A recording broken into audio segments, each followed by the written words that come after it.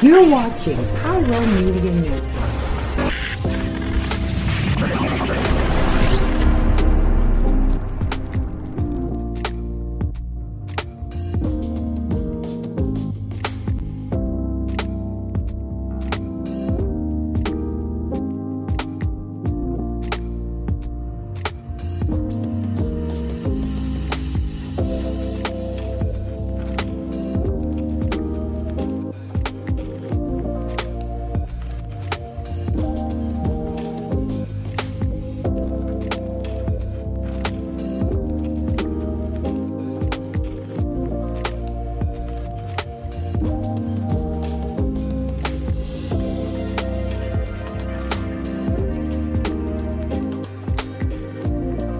Hello, Pyro Media family. Thank you for tuning in. If this is your first time joining us, welcome. We hope your experience with us is fruitful. While we are loading your experience, please do us a quick favor and hit that like button from whichever platform you're watching or listening on. And we do hope you consider hitting that subscribe or follow button so you can check out more of our amazing content. All right, let's start the show. Hello everyone. Before we begin, we want to provide a brief trigger warning for our audience.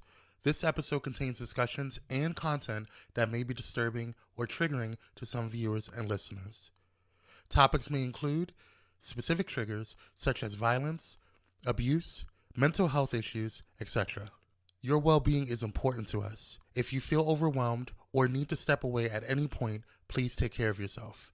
Additionally, we encourage anyone who may need support to reach out to a trusted friend, family member, or mental health professional. Remember, it's okay to prioritize your mental and emotional health. Thank you for tuning in, and we appreciate your understanding and support. Now, let's get started with today's show.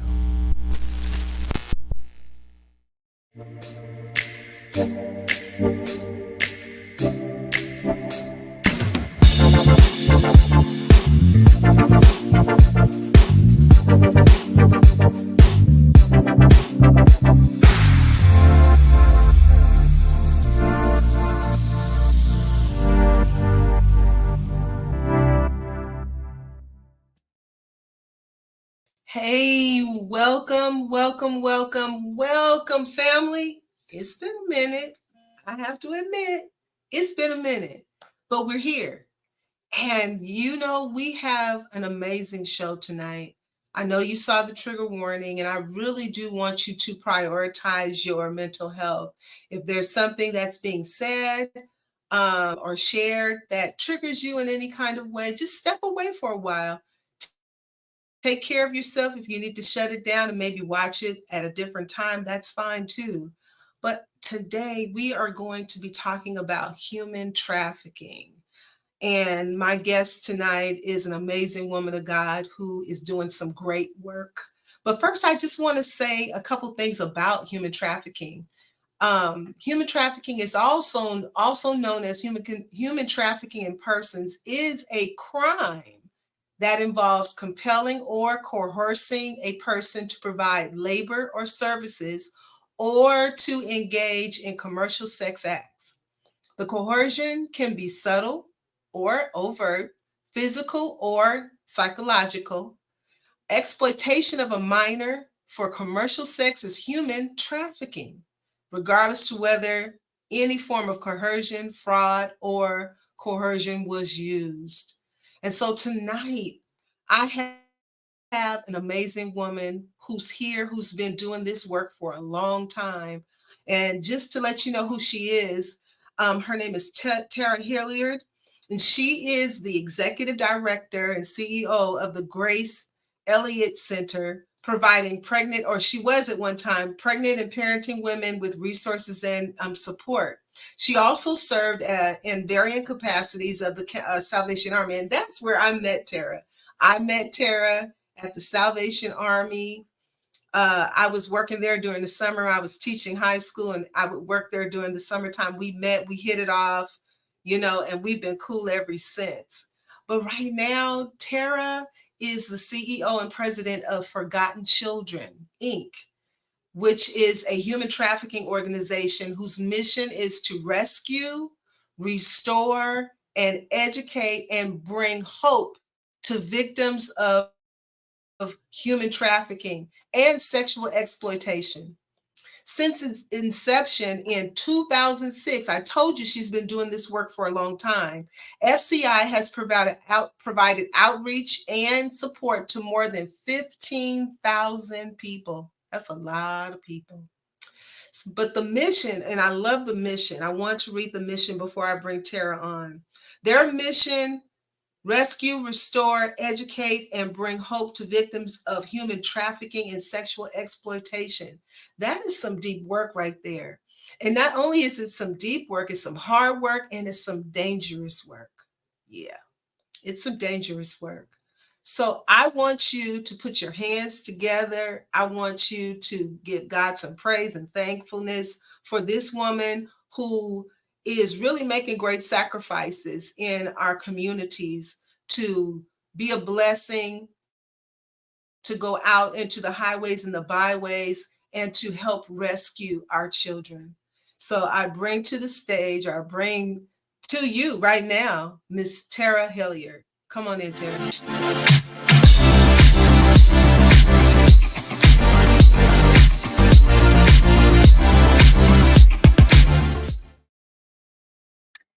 Hey, Hello. hi, Tara. Thank you, thank you, thank you, thank you again for being on my show tonight. Um, I follow you on Facebook and Instagram, and I've been watching, a lot of what you do for a very long time. And back when you started, got into this, I was kind of like on the scene and thought, God, what a great work that you were doing, in the streets, dealing with young women. I think especially young women, but I'm sure you dealt with young men as well. I want to say that I've known other people who are doing this work, but sometimes people they fall off, but you have been steadfast in this, and so for that, I just want to say thank you for doing what you do. Um, I was saying a little bit just a few minutes ago that we met at the Salvation Army one summer. I think it may have been 98 or 99. And they had a summer program, and I Mhm. wasn't teaching summer school. I can't even remember how I got someone told me about it, but I started teaching during the summer at the Salvation Army right there in Compton, and I Uh-huh. met you there, and our hearts knitted, and we shared some things, back then, and I think we haven't kept in contact as much as we probably could or should, but hey, we can start now. How about that? How about that? Yes. Yep, I know. I remember when it's interesting because we were dealing with kids that were a part of a program through the probation department.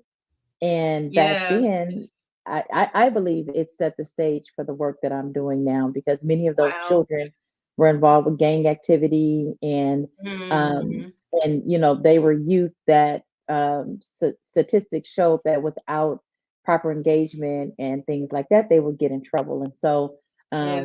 and we've seen that, throughout the years, how kids that are not involved in constructive type, activities, they go down a wrong path. So I'm really Yeah. excited to That's be here very on your true. show. Thank you so much Thank for you. inviting me. Thank Absolutely. So I want to get right into it because I want you to have enough time to tell us everything that we need to know.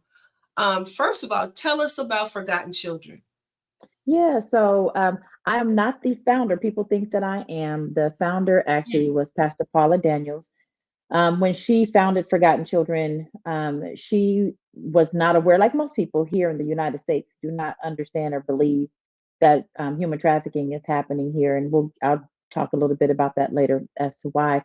But she went on a missions trip to South Africa. And while there, she was introduced to the world of human trafficking. I mean, we always talk about what's happening Uh, overseas, how children are exploited. We have child brides, little girls as young as 9 years old being sold as, little brides. They have, sex slavery and all this stuff. And so, people get up in arms, and we start sending our money overseas to help support Mm, organizations that do this work. And so when Pastor Paula came back to the States, she was like the same thing, like, I'm going to go back and help these babies, rescue them. yeah. She said, and the Holy Spirit spoke to her and told her, well, it's happening here. And she was an assistant pastor in the city of Linwood at the time.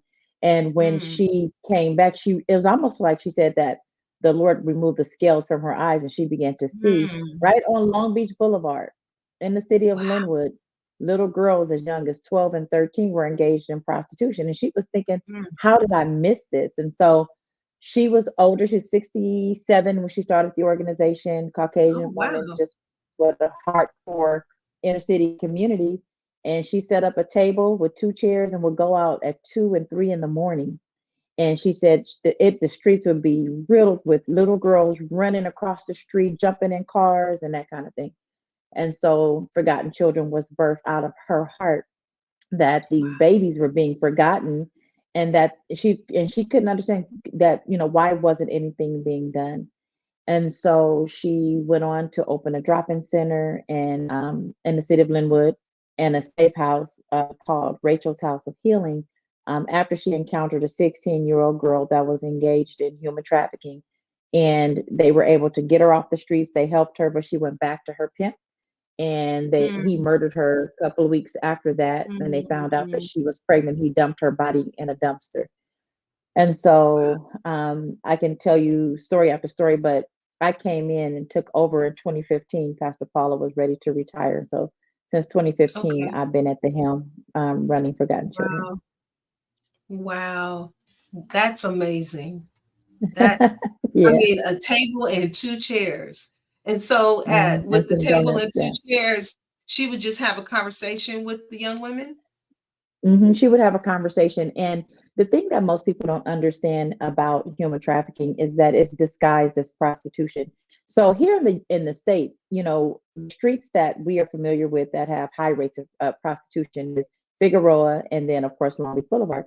And so on those Mhm, streets, when you see an older white lady sitting out with some donuts and at 2 in the morning, mhm. you are definitely going to have a conversation.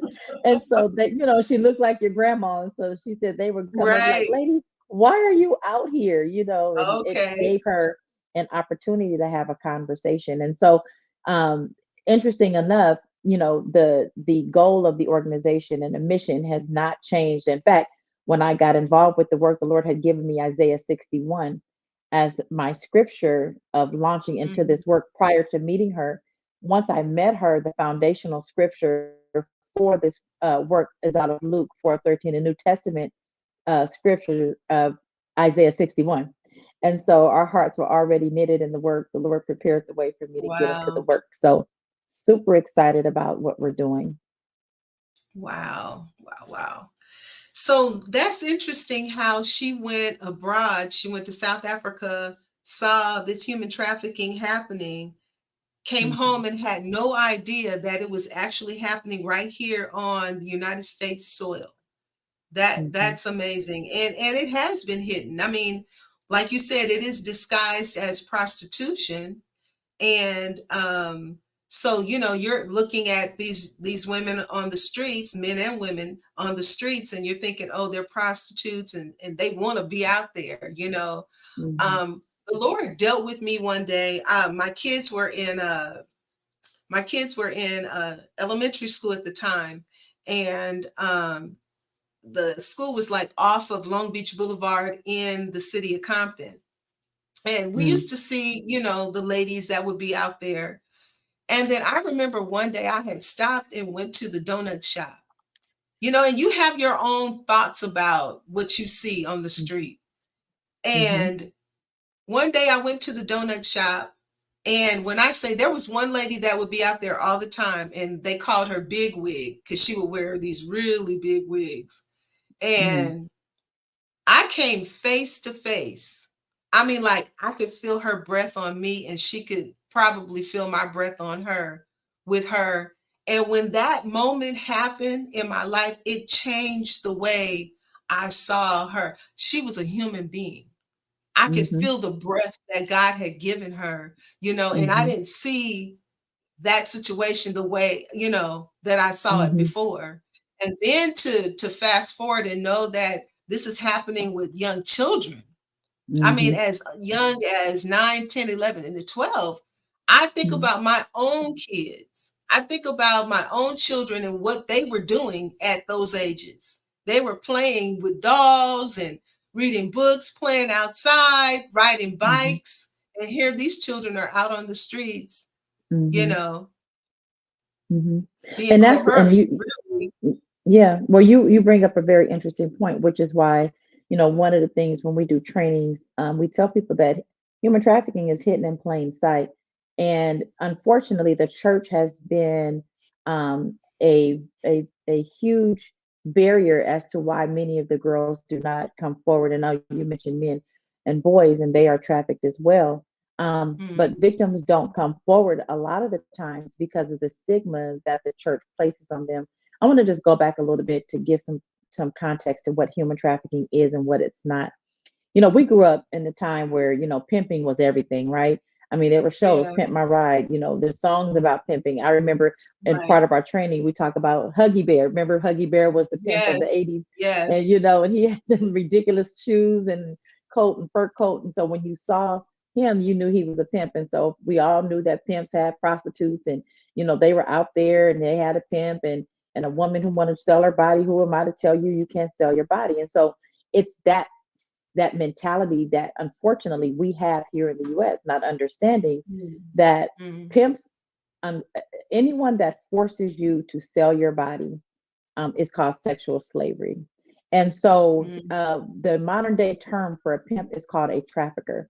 And so a trafficker Okay. is one who is he's the go between the buyer and the victim, right? And so he does not Mhm. give his victims any options as to whether she's going to work for the night.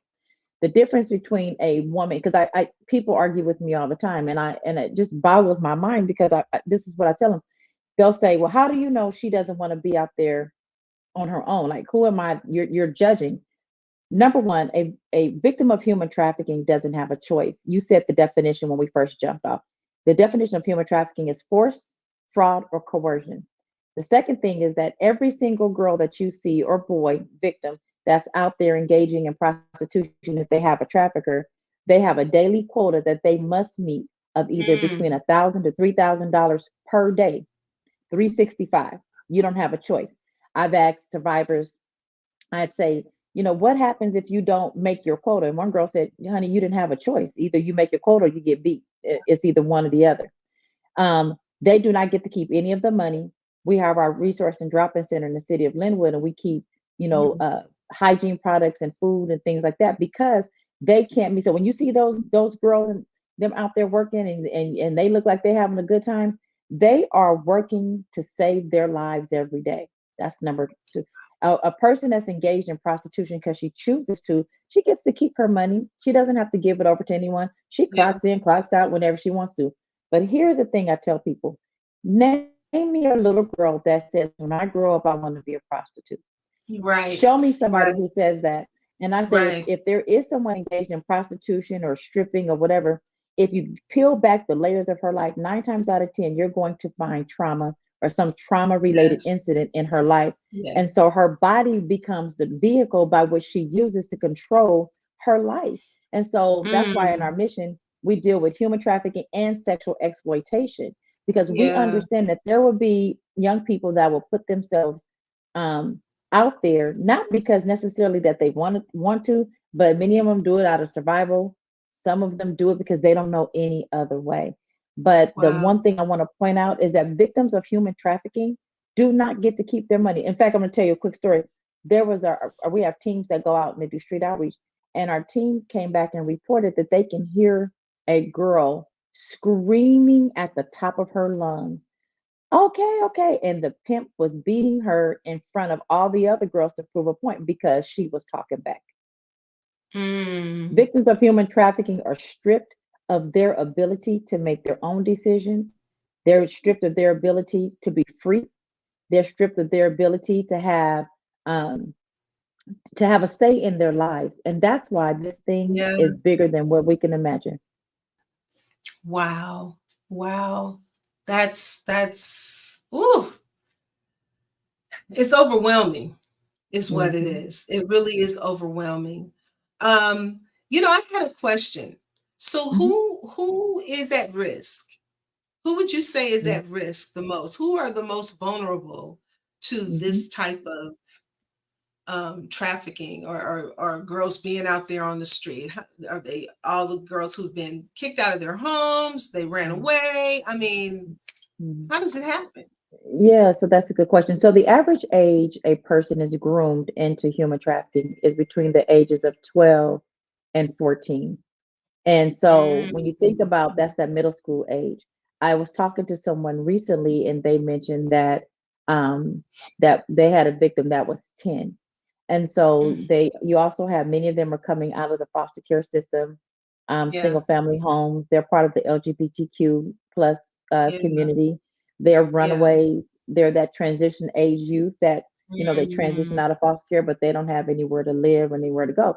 And pimps, they're predators, right? And so they prey yes. on the vulnerabilities of that population, of those populations.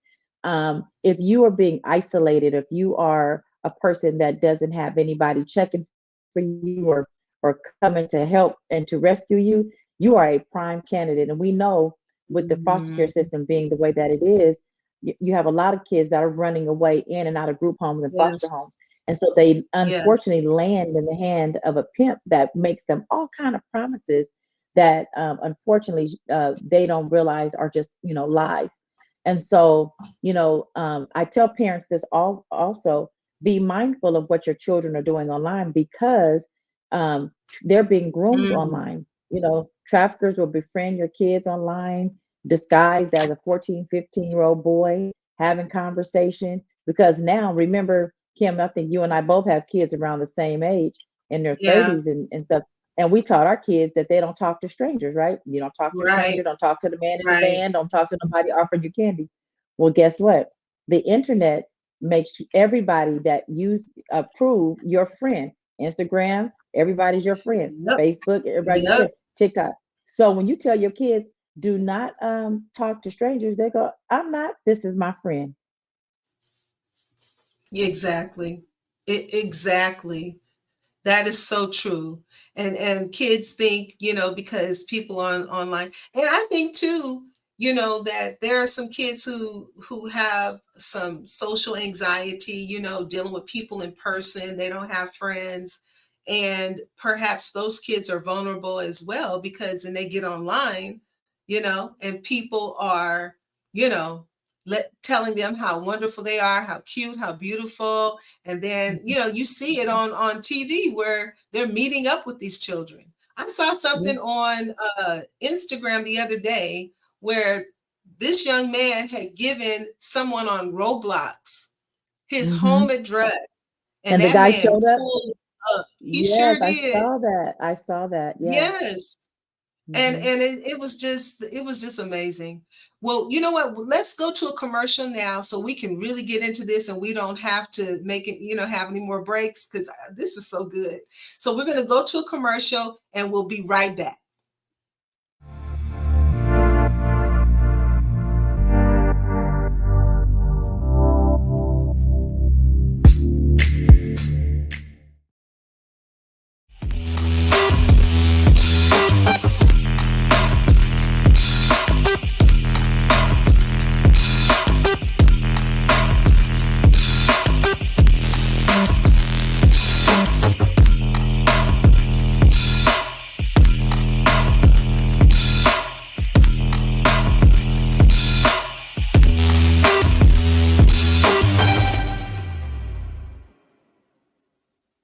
Elevate your entertainment with Watch Vim.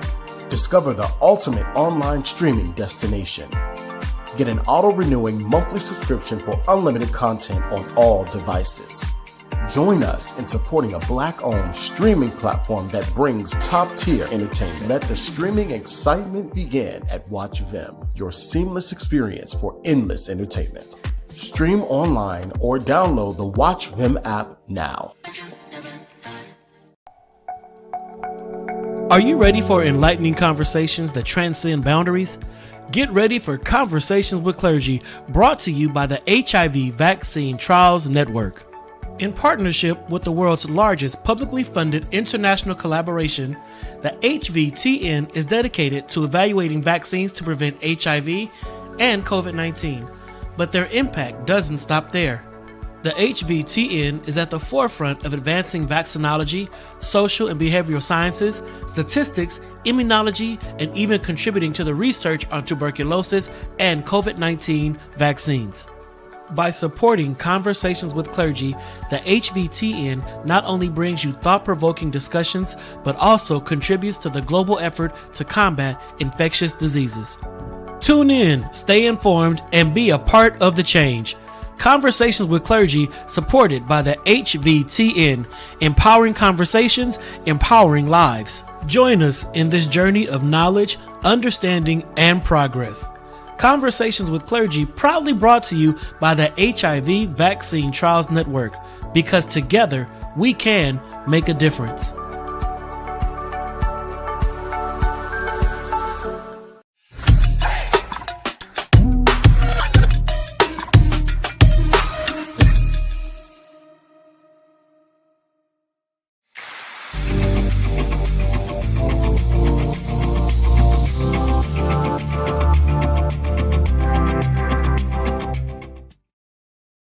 Okay, so we're back, and I'm glad we were able to pay our bills ahead of time so we can just keep talking until the show is over. So it's a couple things that kind of stood out to me.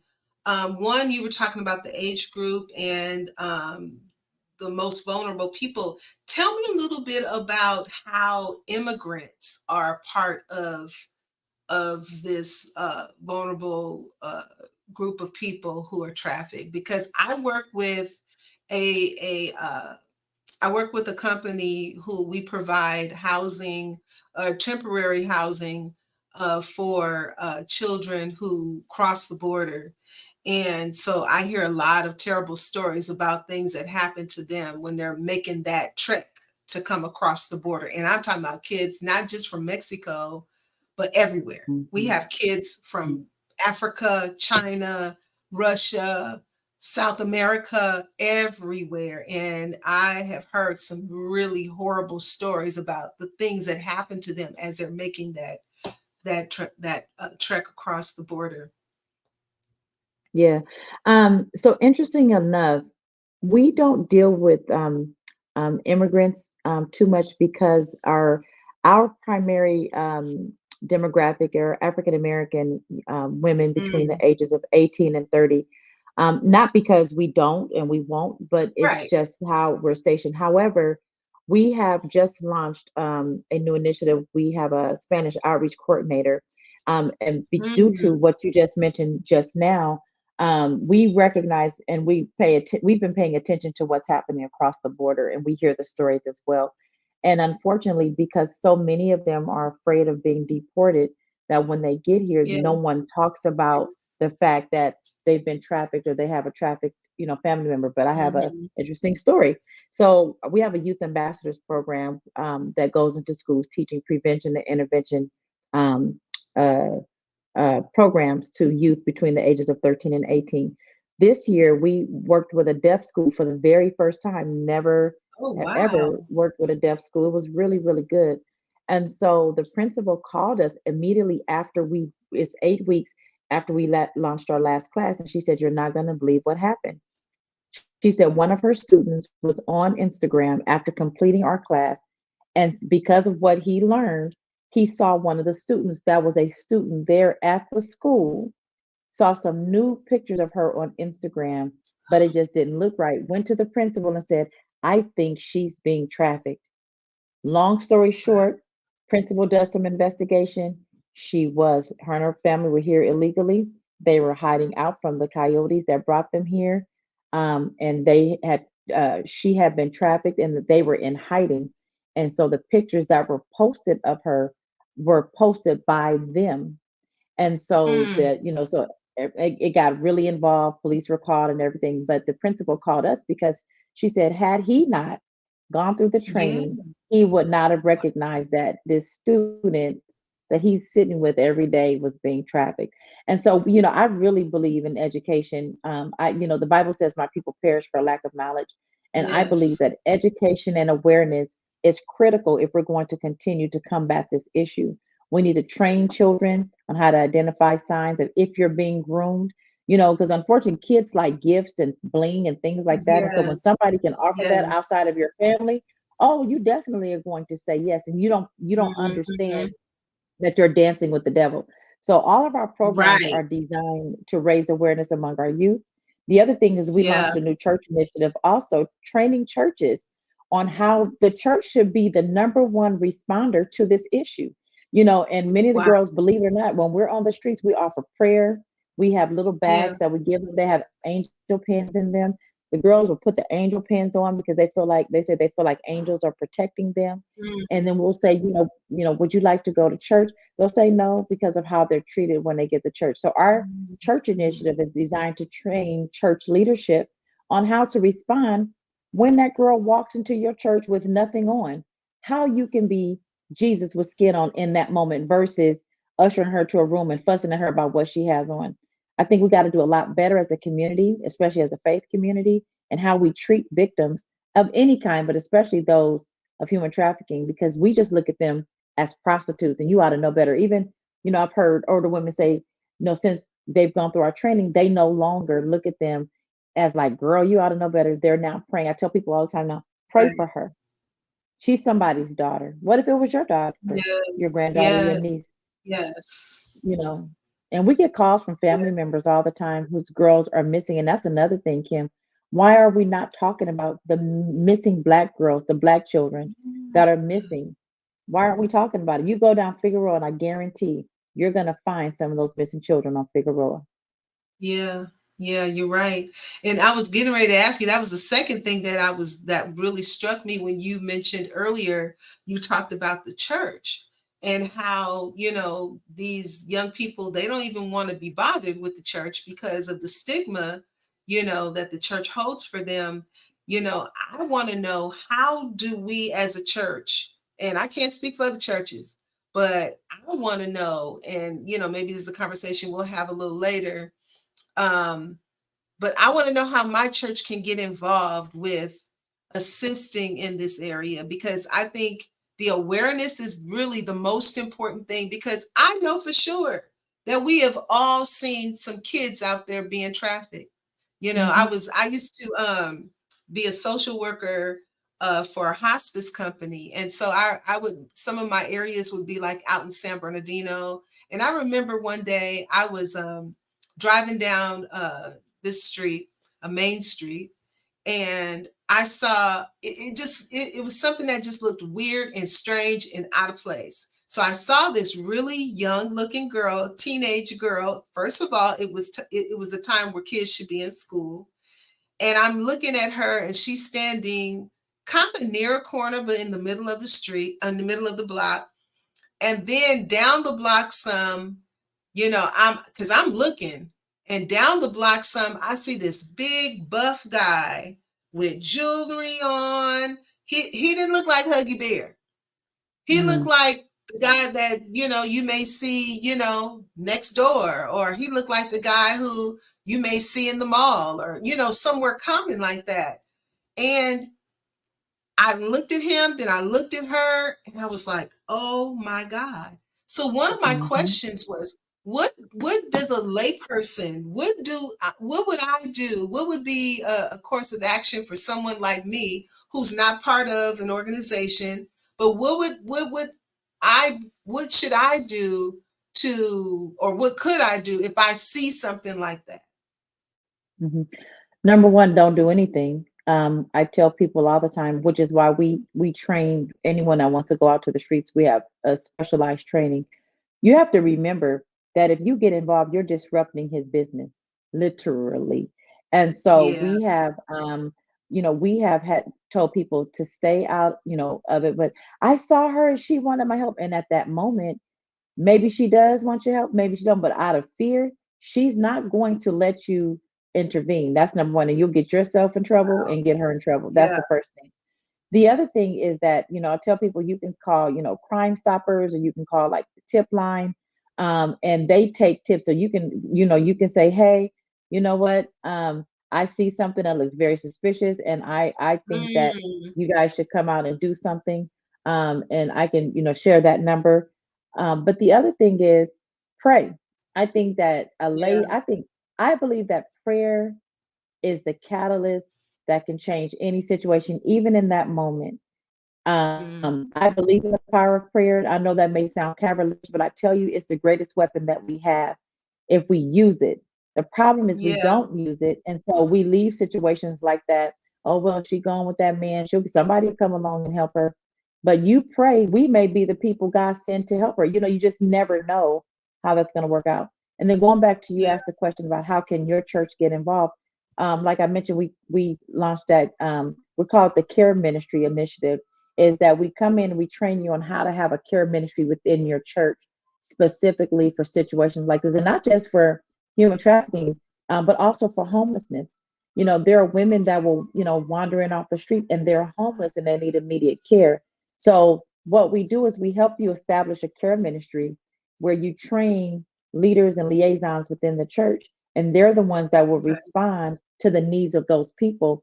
And within that Mm, part of your ministry, there be a set aside area just for that. And you in that area, you keep clothing and some like snacks and mm, things like that, and referrals and mhm, resources. mhm, Because I believe in that mhm. moment, it's treating them with dignity and love, Yeah. and then you can Yeah. address the other issues. And I just feel like sometimes just we miss the moments where Jesus just met the need of the people, Mm, and we're not meeting their needs, and they're looking for a way out, but the way that we want them out, if they don't respond like we want them to, then we yeah. say, oh well, girl, you know you ain't ready, Wow. so Yeah, yeah. that is so true. Let me ask you this. So, Hmm. I think we were talking about, I told you what I saw, the young woman out on, a young lady out on the street corner. But what are some other places? Where are some other places where trafficking is taking place that we don't know Oh about? man, yeah, massage parlors, um uh uh some bus depots. I know that there was a Mm, young lady that was being trafficked at a bus depot. We have a team that goes into the jails every Tuesday, and there was an mm, inmate that came and she was telling us on Skid Row how the girls are pimped right in Skid Row, right in among the homeless. They have trafficking among the homeless. There are homeless pimps down there trafficking homeless women. You have yeah, and she talked about how the what? tents, their tent that they will sell their tent for $200, like a motel space, $200 a night, in order for that to happen. Wow. Um, High schools, it's happening in Yeah, churches. yeah. Today, I mean, we What? saw the indictment of P Diddy. Oh yeah, they do Yes, recruitment out of churches. yes. We saw the indictment of P. Diddy today, so we know what's happening in the entertainment industry. Human Yeah, trafficking is hidden, when I tell you, literally in plain sight. in And plain because sight. again, we look at these girls, and now see, if we were in another country and we saw the same thing that you saw, we would know that she was being trafficked, right? But here we kind of Mhm, go, well, I mean, it kind of looked like, well, mhm, I'm not sure mhm. because Yeah, she was in distress. Why wasn't she right. crying out? Why didn't she didn't act like she was scared? So because we have so many labels, it's kind of hard to That's detect true. it when we do see it. Hmm. Wow. Wow. So let me ask you this, because this is something that I've known about. I used to work for a foster family agency, and the CEO, she told me one time, because she had a foster family agency, and then she also had group homes.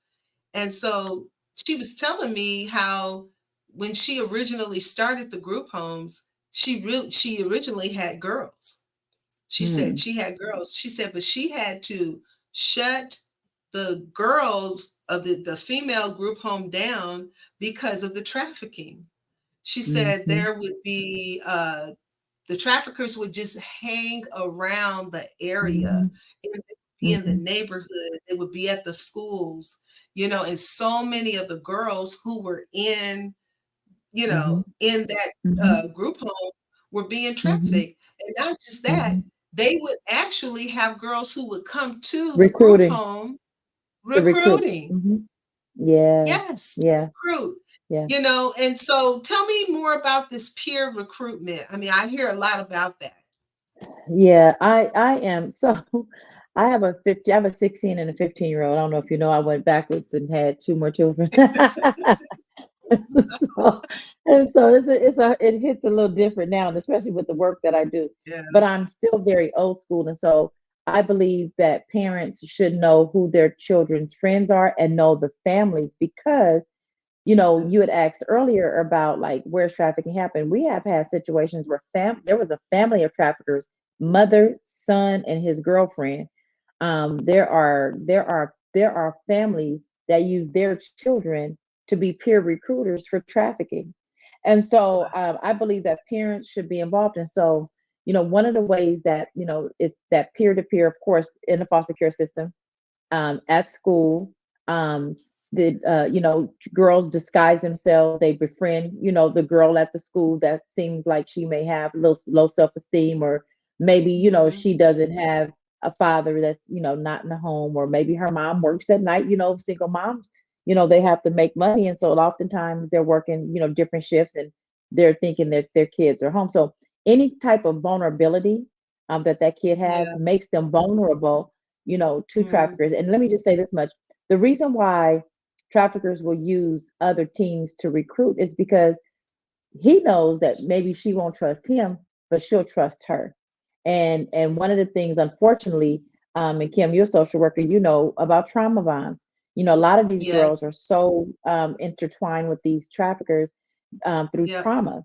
And so she'll want to Yeah. do anything that she can do to please him. So if that means bringing in 2 extra girls to make him happy, regardless, knowing that, it may not be good for her, but if it means that, Right. he'll love me more, she'll do it. And that's why it's important to Yeah. talk to your children, about friendships, about the type of friends they should have. And parents need to be aware of where their children are going. And let me just add this one thing, because recently I got a call from the flip side of this thing. We talk about the victims and the girls, but we're not talking about how young men are groomed to become traffickers, and how they're being Wow. enticed, young boys right out of high school, on how to get that bag. I had a situation, got a call from someone, a young man that came from a very good family, got caught up with some boys who told him that they can make some fast money, that these girls were willing, to be pimped. He got involved. He's 19. These girls are 13 and 14. He got involved in the sting operation, and now he's being charged for pimping of minors. And the penalties for pimping minors carry extensive time. So you got this young Mm. man who all he thought was like, hey, we about to make some money, no big deal. Now he's getting ready to go to jail for some years because of what he got involved with. And I think we have to, talk to boys, and young boys especially, that putting a girl on the street, making her make money for you, is called human trafficking. It's not Yeah. okay. Well, she said that she would do it. A 13, 14, 15-year-old girl cannot consent to selling her Right. body on the streets, or consent to having sex with adult men. And then you are the go-between between her and him. And so now what has happened is that you are facilitating the sale of a minor who's being purchased for sex. You will go to Mm. jail. Yeah. Yeah.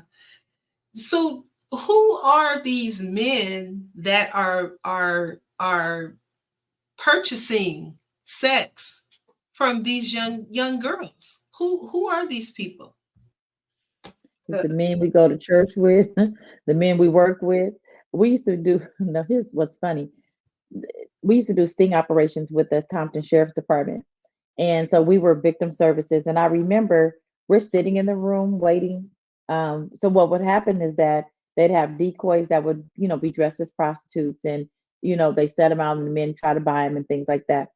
And so this man, and I promise I'm not lying, walked in his SoCal Gas uniform, he was on his lunch break and was trying to buy a girl for sex on lunch and got busted in a sting operation. Another man had his child in the car seat. Oh, When they detained him and had the baby in the back his seat of the child. car and took the child. Wow. Can you imagine being a mother getting that call? Oh Man my working for God. the man working for the Chinese food place got arrested trying to buy a girl for sex. So they are everyday men that have Mm-hmm. families. They are of Mm-hmm. every ethnic background. Mm-hmm. They're professional men, non-professional men. The thing is that it's the idea that I can purchase someone for sex to do what I want to have done, regardless. It's selfish, and what happens is that they don't think about the consequence of Yeah. what's on the other side. One of our survivors told us one time she was 11, working FIG. She said, and the man pulled over to pick her up. She said, he looked at me and said, "Oh, you remind me of my granddaughter," and pulled off and went on and did what he was going to do. So it's the mentality, the selfish mentality of a person that will they making a purchase to have the gratification. And I can go on about that. It makes me so mad. So Yeah. to answer your question, he can be anyone. It can be Anybody. anyone. Anybody. That is Anybody. wild. I saw a comment that went up and said, "That's wild." It is. That is wild. Okay, so two Mm-hmm. more things. First, Mm-hmm. tell us about your program, because your program prevention, intervention, and then aftercare. What is that? Yeah. So so excited. And, we have a safe house where we can house victims of human trafficking for 24 months. And we have Mm, a social enterprise program called Rachel So and So. Because what we found out, one of the things that Pastor Paula did very well was give me the bare bones of a program, but she didn't have a mm, lot of programming involved. And so, as you know, anytime you do programming, you launch and fail, and we finally right, figured out that one of the key ingredients when you're trying to bring a person that has been enslaved mentally, emotionally, and spiritually, when you're trying to bring them back to life, the best thing to do is help them to discover who they are and their identity of who God created them to be. And so we are faith based.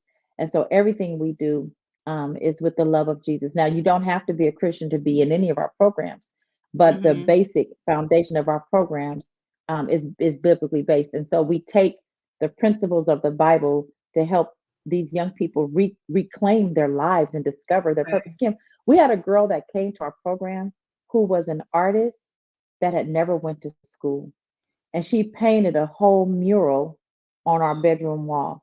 And it's things like that. And so we work with them to discover their purpose. And so we invest in them. We've sent people to school. We've sent young ladies that had expressed interest in cosmetology. And now we have what's called Rachel So and So, which is a social enterprise program where they can work in the garden, because we know that garden also is great therapy. We have equine therapy for yes, them. They go through yeah, a complete program for up to 24 months. And then we have our resource and drop-in center that's located in the city of Linwood, where once a victim says, "I'm ready to come out to life," we can provide them yeah, with emergency housing, transportation, and food. And then they work with our case manager to reclaim their lives, enroll in programs, job training programs, and things like that. We have an 8-week program called Debunking the Fairy Tale, where if they complete our entire 8 weeks, at the end of that 8th week, we give them a gift card of $100, help them, with other resources that they may need and things like that. And then we also partner with the LA County Jail for Women for those that are being released. We provide the jail with over 100 backpacks a month full of clothing and hygiene items. wow, Because the other thing is that pimps hang around the jails waiting for them to be released. And so we're there with resources and support for them. So the way that we're tackling this is through our prevention, intervention, aftercare. And we look at all three of those areas and we have our programs that are wrapped around those. And so again, okay, I just believe that Jesus told us to care for the least of these. And when you think about the horrific things these victims go through, I could tell you some stories that make the hair yeah, stand up on oh their my head of God, being beaten. They talk about being beaten with belt buckles. One girl had had a strip all the way down her leg up to her back, where her pimp just beat her for hours because she hadn't made her nightly quota. One girl, 16 years old, had her whole shoulder slammed into a door jamb, dislocated because she was talking back. And so these people, young people, are caught in sexual slavery. Their names have changed. That's another thing I didn't talk about real quick, is that one of Wow. the things that the traffickers do, which is why they say it's modern day slavery, they change their names and they brand Mm. them with some sort of tattoo that if they go to some other Mm. pimp, that they know she belongs to that pimp or whatever. Oh. But we'll say, what's your name, sweetie? She'll say, Bubbles or Skittles, or they call me, Mhm. Brown Eyes. Mhm. And I'll say, what did your mom name you? And when you ask that question, you can see the shift in their eyes and their Wow. demeanor. And then she'll say Brandy or Tamika. And I'll say, that's what we're going to call you. We're going to call you Brandy or Tamika. We're not calling you Bubbles or Skittles, because we bring Yeah. them back to their identity. Yes. Wow. Woo. Wow. Yeah. So the last thing I want you to talk to us about is the legislation. You were telling me something the other day when we were talking briefly about the laws, and it was blowing my mind. Please share this with us. Mhm. Yeah, so last year there was a bill that passed, and it was called SB 357. And SB 357 is what's really changing the game on the streets. And it was a bill that, let me see, I just want to make sure I give you the right language for it. But under this bill, if a person solicited anybody for sex, they would be cited, right? So it was under Penal Code 653-22. So prior Mm. to that, any sort of loitering or any sort of, like when we see the girls on the streets, if they're soliciting, engaged in prostitution, law enforcement could stop them, detain Mhm. them, and or take them in. And so once that bill passed, the SB 357 said, black and brown girls are unfairly being treated. And it was right as we were at the height of right after the pandemic, and we had Okay. Breonna Taylor, we had that whole, like, all the civil Yeah. unrest that was happening. And so this bill passed right up under our noses. And so it looked Mm. like it was a bill that was necessary to protecting black and brown girls, that if they want to solicit themselves and be sex workers, let those people be. But we didn't understand we didn't understand the unintended consequences that happened. As a result of that, now once that bill passed, law enforcement can no longer detain or arrest anybody that they suspect is loitering, buying, or soliciting for sex. That's why Figueroa has exploded in the number of people that are out there. In fact, one of the girls told us that her pimp told her, "We run these streets." And so Wow. this happened right under our nose. And so as a Yeah. result of that, now we have seen a decline in the number of trafficking victims being referred to us by law enforcement agencies. Many vice units have been broken up because you no longer need vice if you're not doing any Mm. sort of arrest or detainment. And so I want to, if I don't say nothing else, I want everyone that's watching to keep this in the back of your mind. When conversation starts to legalize prostitution, we do Yeah. not want that to happen.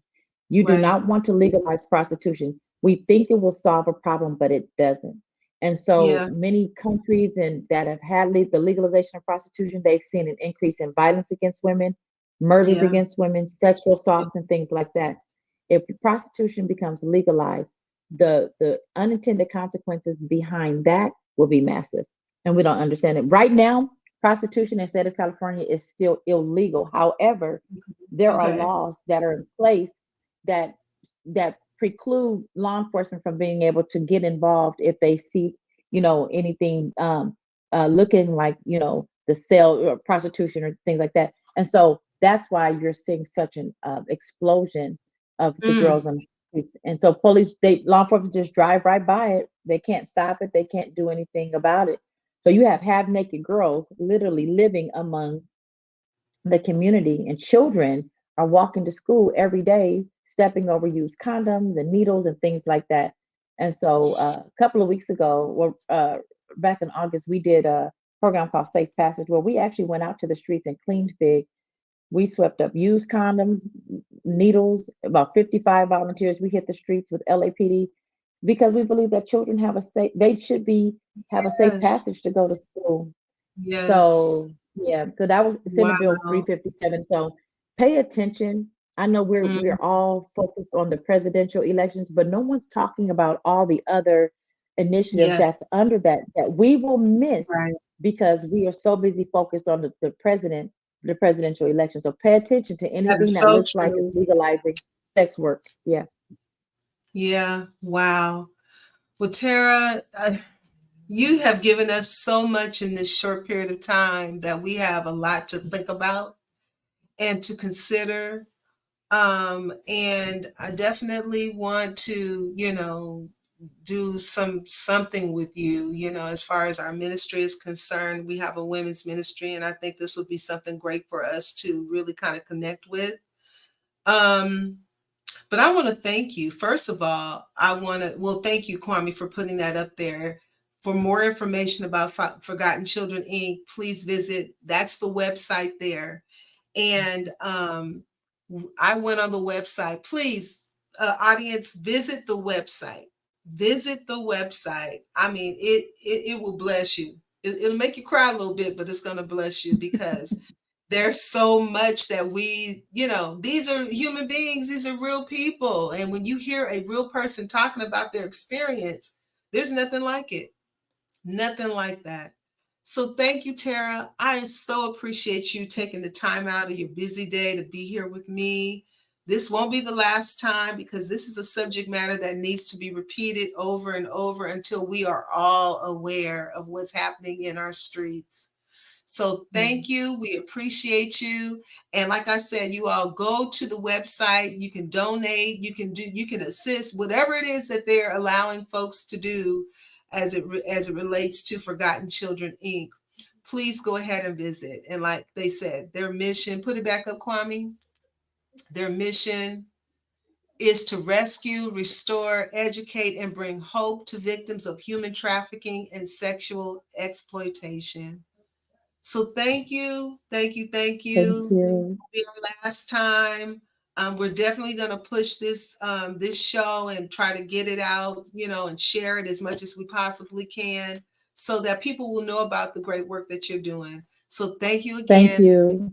Yes, and you all, and thank you, Paula. Thank you for being such a great support. So hey, look, you heard what this woman of God is doing out there, and you heard what she said. Now go to her website and please participate. Do something. Be a part in some type of way. So until the next time, you take care. Y'all stay safe out there in those streets. Love you. Bye.